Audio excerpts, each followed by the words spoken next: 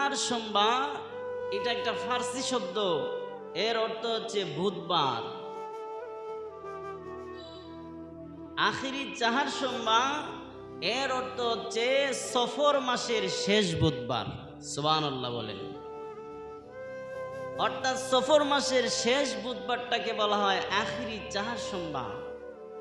ইসলামের ইতিহাসে এই সফর মাসের শেষ বুধবারটা একটা ঐতিহাসিক দিন।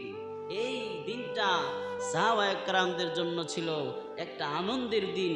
এই দিনটা আমার নবী আপনার নবীর জন্য ছিল একটা সুস্থতার দিন। জোরে বলি সুবহানাল্লাহ।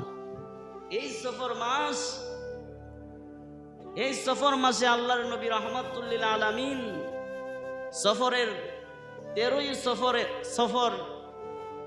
সফর মাসের 13 তারিখ আল্লাহর নবী রাহমাতুল লিল আলামিন অসুস্থ হয়েছিলেন।